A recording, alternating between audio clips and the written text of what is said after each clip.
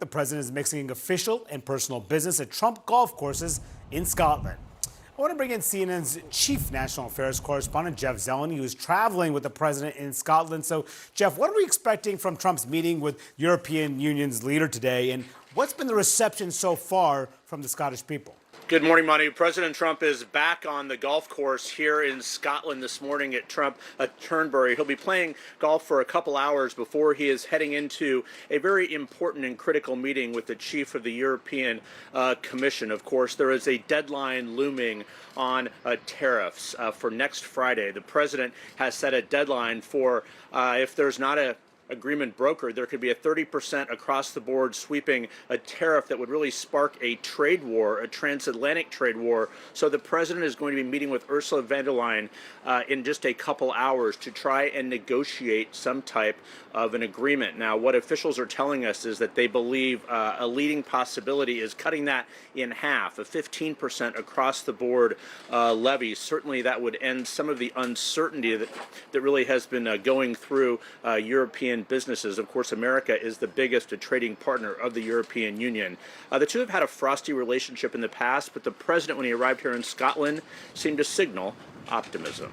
Ursula will be here, highly respected woman, so we look forward to that. In terms of a deal, we're meeting with the European Union, and that would be actually the biggest deal of them all if we make it. So we will see if a deal comes together. Of course, this is just one in a series of the on-again, off-again trade war that really has been a through line of the Trump administration. I'm told the Commerce Secretary Howard Lutnick and the U.S. Trade Representative have flown here over the weekend. They will be joining these meetings as well. So that is the working part of this trip. But there's plenty private vacation part as well, and that is the golfing that was underway all day yesterday. And that is the real purpose of this trip. The president coming here to Scotland to view his golf courses and open a new golf course that's named after his mother. Of course, she is from Scotland, so he has expressed a fondness for this country. Of course, he's visited many times before, but yesterday protests also broke out, not to the extent of the 2018 protests. We saw thousands of people in the streets during his first term as president, but there were significant protests here in Edinburgh and elsewhere, and talking to many demonstrators, they are concerned about the president's foreign policy as well as his stance on democracy. So certainly not a warm welcome from Scots here, but the president is largely ensconced from all of this, playing golf and then having a meeting today with the EU chief and meeting tomorrow with British Prime Minister Keir Starmer. All right, Jeff Zeleny live for us in Scotland. Thank you so much. And let's break this all down with my excellent panel this morning. Politico's Dasha Burns, Jasmine Wright from NOTUS, CNN's Isaac Dovere, and the Wall Street Journal's Molly Ball. Nice to see you all.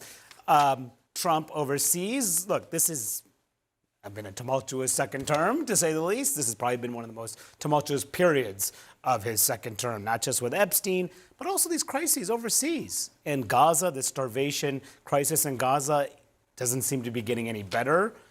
This is obviously a difficult period for the president.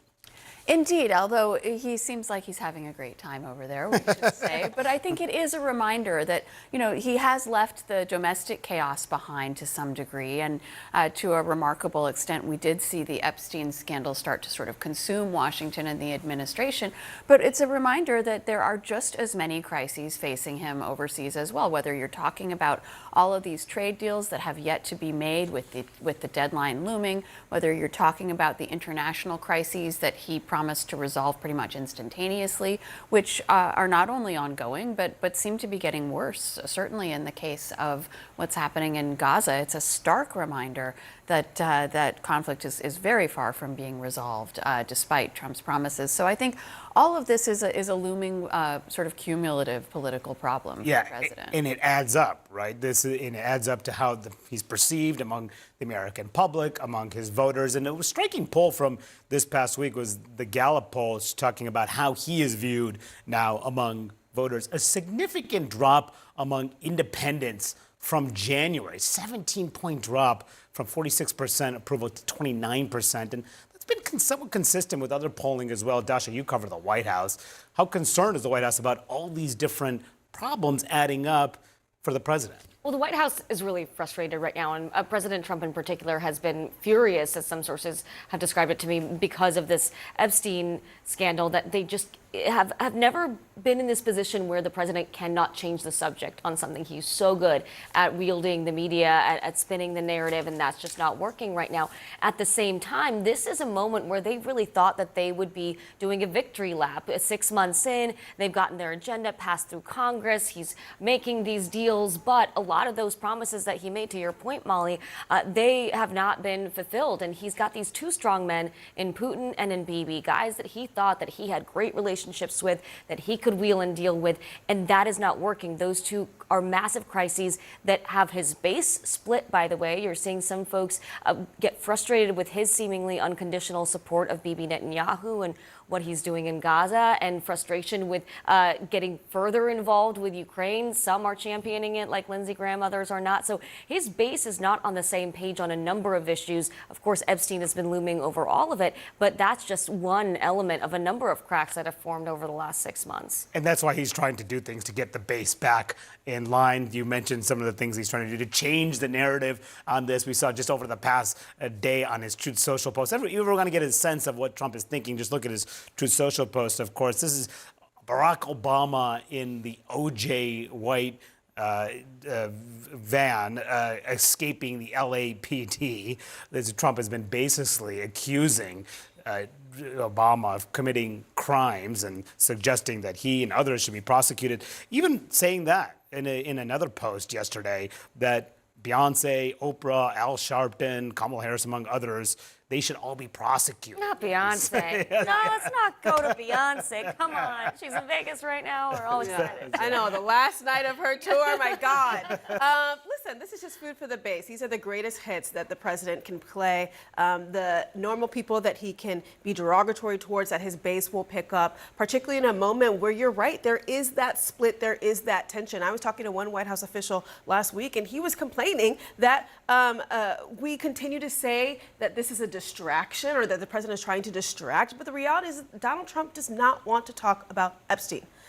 That was very clear when he left the U.S. on Friday. When he was continuously asked by the press, both when he left the White House, when he got to JBA, and when he got to Scotland, whether or not he's considering a pardon from for Ghislaine Maxwell. He said, I'm not even thinking about that. I'm allowed to do that, but you should be talking about Bill Clinton. You should be talking about all these other people who are not me. And so the White House is consistently facing this kind of breakdown with their base. It's unclear how far it goes and how long they will ride with the White House as they kind of try to move the ball a little bit with Epstein. But if you want, you can close the door on the Epstein saga for doing a lot of different things, but on the Ghislaine Maxwell piece of it all, why not just say there's no way I would pardon? Yeah. He could say a lot of things. Look, all of these meetings also, including having his former criminal defense attorney, who's now the deputy attorney general, meet with Maxwell, that could have happened 6 months ago. It's only happening now because of the pressure that he feels on this, as is the case for everything else going on.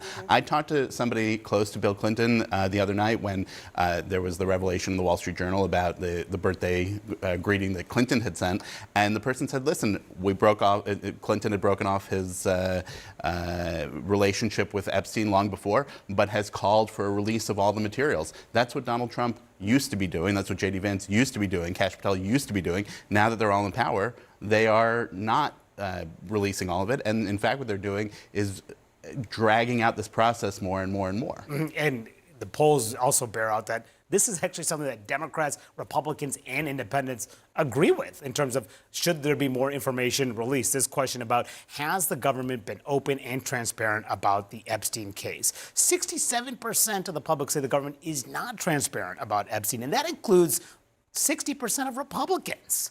This is a rare. You usually don't see that when it comes to Trump. And that's why this story continues to have legs. It's not just coming from a few influencers. It's not just coming from the media. It is really penetrated into pop culture in a way that we don't often see with Washington scandals. So how do Republicans also feel about the way the president has handled this issue on Capitol Hill? Should he do more to get ahead of this story? do you think about the way that the White House has handled this Epstein matter, this sort of drip, drip, drip, rather than putting everything out? I don't know. I'm kind of a rip the Band-Aid off sort of guy myself. Do you think the appearance is that they're not releasing it because his name is on there? Are you worried about that appearance? Well, yeah. I mean, I think that's the risk you run doing what they're doing, but I don't know everything that they may know. Release all the Epstein stuff. You think all of it? Justice Department should. Yeah, just release stuff. I want to protect victims, but be as transparent as you can with Epstein. Rip the Band-Aid off. Yeah, rip the Band-Aid off. I mean, they want to get over this hump. They want to stop talking about Epstein. They want the White House to release what they have and the DOJ to release what they have and move forward. The problem is that the DOJ has effectively stayed on this kind of drip, drip, drip environment. We're obviously hearing periodic updates about the conversations with Maxwell. We're hearing periodic updates about whether or not there's an ongoing investigation and to see if there should be more documents released. And so unless they do a full sale transparency release, you're going to continue to see update after update after update, keeping this in the media. Yeah, no question about it.